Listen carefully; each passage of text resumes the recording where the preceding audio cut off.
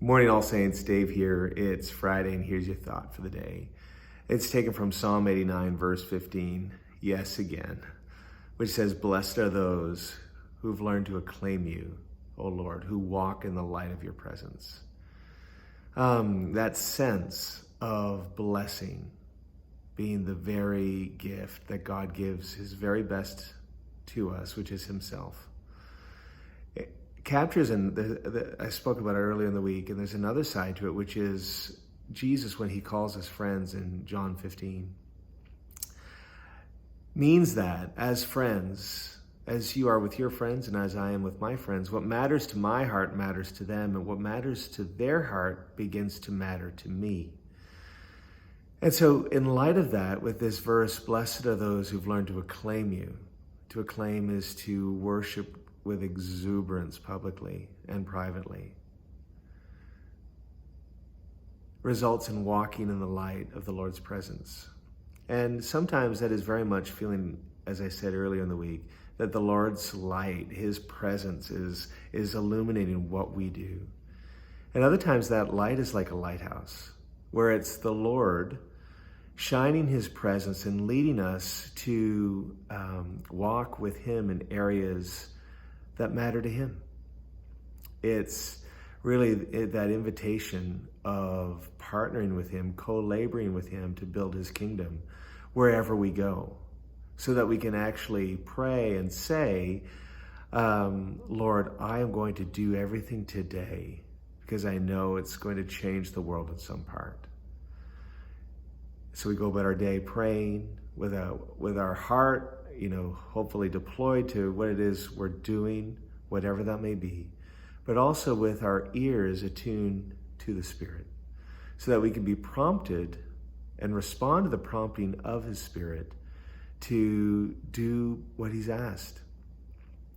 This is especially true in the big areas today.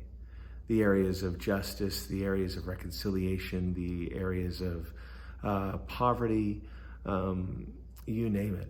And it makes sense that as we spend time learning to acclaim the living God, to worship him with all of our strength, with all of our soul, with all of our mind, with all of our heart, that as we leave that place of acclamation, our hearts become acclimatized to his heart.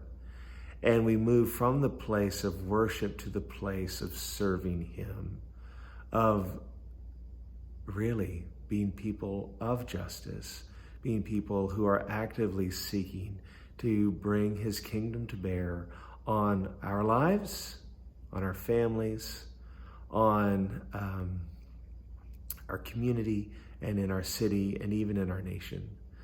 And so it's an incredible thing. And I know I frustrate people sometimes when they say, we really want to make a difference. What do we do? And I say, you need to start with the Lord. Because as we start with the Lord, that's where our hearts become a fertile ground of creative solutions from him. And for some, that's working through the Bible in 1 year, and that's terrific. For others, it's more of a Lectio Divina style, where we're taking a verse of scripture throughout the week, as you can see I've done with Psalm 89, verse 15. It's really about connecting with him, with his word, and in prayer. And so I want to leave that thought with you today, that as you spend time in the Lord's presence, and as you are learning, as we're all learning, to acclaim him, to worship him in spirit and truth, with all of our heart, mind, soul, and strength, he does bless us. But as he blesses us and fills us with his presence, he also leads us to be a blessing and to affect change, usually through love and through blessing someone else, so that his dominion, his influence, and his kingdom can be brought to bear on the lives of those around us. So as Psalm 89, verse 15 says, blessed are those who acclaim you, who learn to acclaim you, for they will walk in the light of your presence. May you today walk in the light of his presence, and may Jesus lead you deeper into the things that are very dear to his heart, for he's given his life to be able to tend to your heart. Every blessing, all saints. See you shortly.